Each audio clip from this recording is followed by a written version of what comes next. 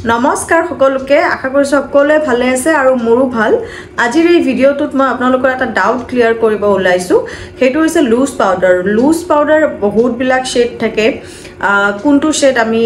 লব লাগে কেনেকুৱা ধৰণৰ মানে লুজ পাউডাৰ কেতিয়া ক'ত কেনেকুৱাকে ইউজ কৰিব লাগে মই সেই বিষয়ে আপোনালোকক কম আমি লুজ পাউডাৰ কেনেকৈ চুজ কৰিম তো ভিডিঅ'টো হেকলৈকে চাই দেখিব একদম স্কিপ নকৰিব তেনে বলক স্টাৰ্ট কৰো মোৰ তাত এতিয়া তিন ধৰণৰ পাউডাৰ মই দেখুৱাই আছো এটো হৈছে লুজ পাউডাৰ আৰু এটো ট্ৰান্সলুশন পাউডাৰ বুলি কয় এটো হোৱাইটত আহে আৰু এটো হৈছে বানানা পাউডাৰ বুলি কয় আৰু এটো লুজ পাউডাৰে হয় তো মই আপোনালোকক এতিয়া কম কোনটো কেতিয়া ইউজ কৰিব লাগে মেইন দুটা পাউডাৰ যেটো মেকআপ আৰ্টিষ্টৰ লগত সদায় থাকে হেতু হৈছে ট্ৰান্সলুশন পাউডাৰ আৰু বানানা পাউডাৰ যাৰ ফেয়াৰ স্কিন হিয়তৰ কাৰণে ট্ৰান্সলুশন পাউডাৰটো ভাল হয় আৰু যাৰ ডাৰ্ক স্কিন বা ডাস্কি স্কিন হিয়তৰ কাৰণে বানানা পাউডাৰটো ভাল হয় তো এই দুটাই ইউজ কৰা হয় মেইনলি বানানা পাউডাৰটো আমি একদম ফেয়াৰ স্কিনত ইউজ কৰিব নোৱাৰো আৰু ঠিক সেইদৰে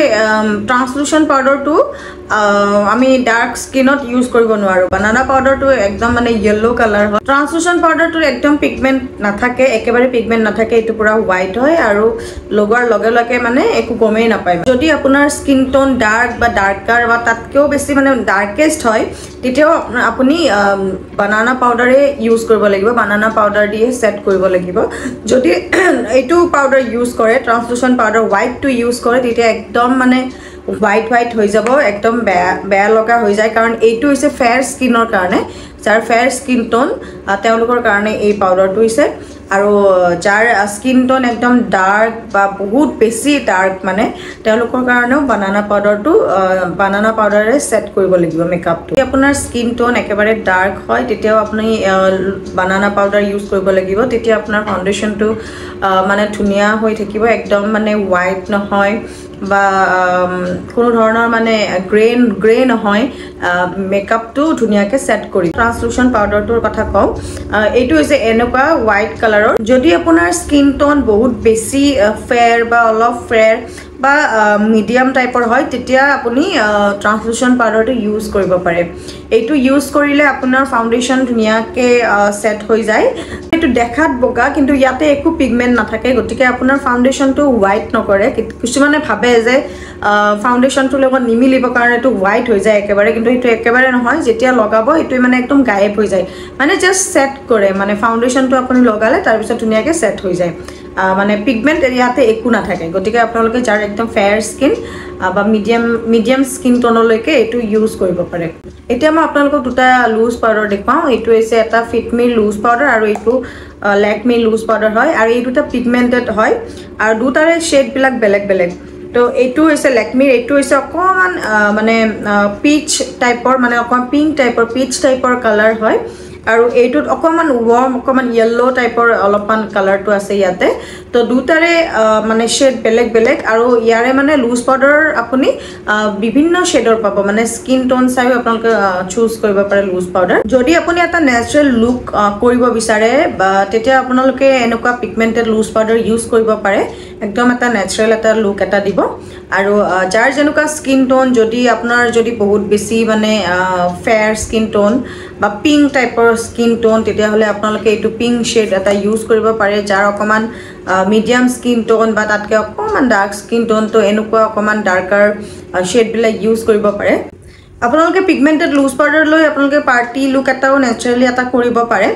এইটো লুজ পাউডাৰ অকমান পিচি কালাৰৰ হয়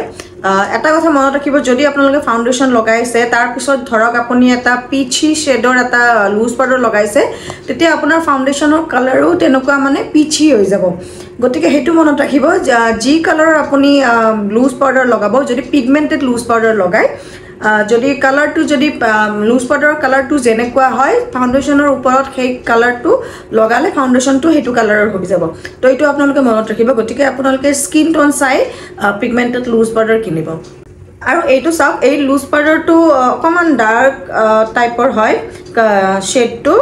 এইটো ধৰক আপুনি ফাউন্ডেশন লগালে যেটো মানে আপুনি ধৰক আপোনাৰ স্কিন টোনতকৈ বহুত বেছি লাইট এটা ফাউণ্ডেশ্যন এটা লগাই ল'লে তেতিয়া আপুনি কি কৰিব পাৰে এই কালাৰটো লৈ পেলাই অকণমান ডাৰ্ক যিহেতু লুজ পাউডাৰটো এইটো লৈ পেলাই যদি অকণমান ছেট কৰি দিয়ে তেতিয়া কালাৰটো লাহে লাহে কমি আহিব মানে বহুত বেছি যদি লাইট হৈছে অলপ কমি আহিব গতিকে সেইটো মনত ৰাখিব পিগমেণ্টেড লুজ পাউডাৰ লগালে আপোনাৰ ফাউণ্ডেশ্যনটোতো সেই মানে কালাৰটো আহি যায় গতিকে আশা কৰিছোঁ আপোনালোকে বুজি পাইছে লুজ পাউডাৰ কেনেকৈ চিলেক্ট কৰিব লাগে কোনটো কেতিয়া ইউজ কৰা যায় পিগমেণ্টেড লুজ পাউডাৰ কেইটা আপোনালোকে আপোনালোকৰ স্কিন টোন অনুযায়ীহে কিনিব স্কিন টোন চাইহে লুজ পাউডাৰ মানে চিলেক্ট কৰিব পিগমেণ্টেড লুজ পাউডাৰ চিলেক্ট কৰিলে আৰু যেটো হোৱাইট কালাৰ আছিল ট্ৰান্সলুচেন পাউডাৰ এইটো ট্ৰান্সলুচেন পাউডাৰ এইটো যাৰ একদম ফেয়াৰ স্কিন তেওঁলোকৰ কাৰণে হয় আৰু যাৰ একদম মিডিয়াম স্কিন টোন বা তাতকৈ বেছি ডাৰ্ক বা একদম ডাৰ্কেষ্ট হয় তেওঁলোকৰ কাৰণে বানানা পাউডাৰ গতিকে এইখিনি কথা মনত ৰাখিব আপোনালোকে আশা কৰিছোঁ সকলোৱে বুজি পাইছে তেনেহ'লে ফ্ৰেণ্ডছ আজিলৈ আহিছোঁ পুনৰ লগ পাম আৰু এটা নতুন ভিডিঅ'ৰ সৈতে আৰু যদি আপোনালোকৰ কিবা কনফিউজন থাকে যদি কিবা বুজি পোৱা নাই তেতিয়াহ'লে মোক কমেণ্ট বক্সত আপোনালোকে সুধিব পাৰে তেন্তে আজিলৈ আহিছোঁ বাই বাই